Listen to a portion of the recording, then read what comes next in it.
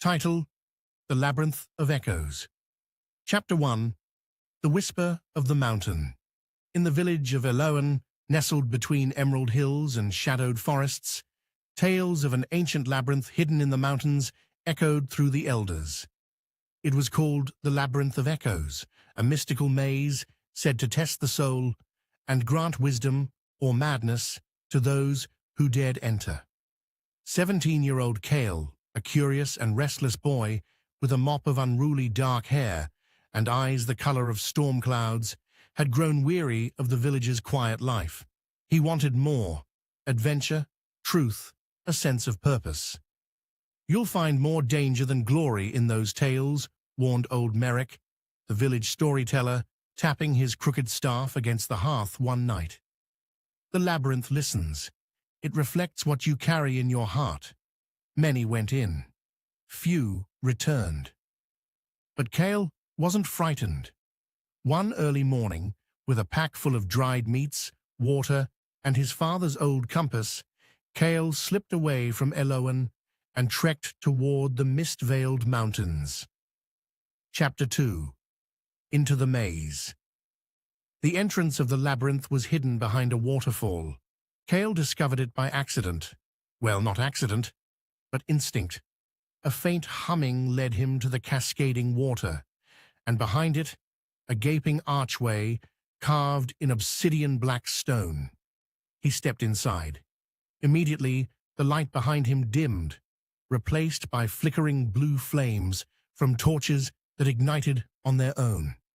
The walls shimmered, and Cale heard faint whispers. "Turn back. Find yourself. Prove your worth." Unshaken, he pressed forward. The first chamber was a hall of mirrors. But these mirrors did not reflect his body.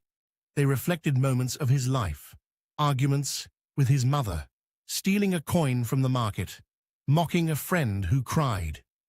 Cale backed away, heart pounding, but the door forward wouldn't open. A voice echoed, "Face your reflections with truth." Cale realized the labyrinth wasn't testing strength or cunning. It was testing something deeper. Gritting his teeth, he whispered apologies to the mirrors, facing each moment with honesty. A warm breeze swept through the hall, and the door creaked open. Forgotten voices. The next section of the labyrinth transformed into a wild forest. Inside the mountain, strange, luminous trees twisted toward the sky.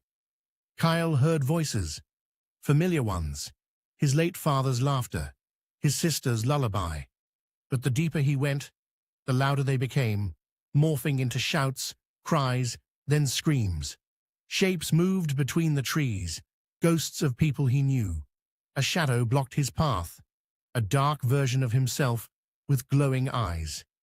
"You left them. You always leave," it hissed. Cale stood frozen. Then he remembered what old Merrick said. "It reflects what you carry in your heart." "I was afraid," Cale said aloud. "Afraid I'd never be enough. I didn't leave to run away. I left to find how to be more." The shadow blinked, then smiled. It faded into mist, and the forest went silent. The path forward cleared. Choices? Cale reached a grand chamber of floating platforms suspended in a void. Each platform had an item: a sword, a crown, a scroll, a mirror, and a seed. A voice boomed, "Choose what you seek most." Cale considered. The sword offered power, the crown, leadership, the scroll, knowledge, the mirror, understanding, the seed, potential. He stared at the seed. Small, simple, easy to ignore, but it reminded him of his home. His mother, planting herbs, his father carving wood, his sister laughing among wildflowers. "I choose the seed," he said, lifting it. The platforms vanished. The seed glowed and sprouted into a small tree, wrapping its roots around Cale's wrist like a bracelet. The tree whispered, "You have chosen growth." A final door appeared. Chapter 5: The Heart of the Labyrinth. Cale entered a sunlit glade, impossibly real and untouched. In the center was a pool of still water. He approached and looked in. He saw himself, but not as he was. He saw who he could become. Strong, kind, wise, with pain behind his eyes and peace in his heart. Tears pricked his eyes. "I don't know if I'm ready," he whispered. The water rippled and answered, "No one is ever ready for who they must become, but growth comes not from certainty, but from the courage to begin." As Kyle knelt by the water, the labyrinth shimmered, then faded. When he stood up, he was on the mountainside. The sun was rising, and though the journey was over, he knew the real adventure had just begun. Epilogue. Return to Elo and Kyle returned to the village, not as a boy who ran from home, but as a young man who had faced himself. He shared what he'd learned about truth, fear, choice, and growth. He helped rebuild homes, mentored younger children, and tended gardens with his mother. He still craved adventure, but now he understood. Adventure wasn't always about what was out there.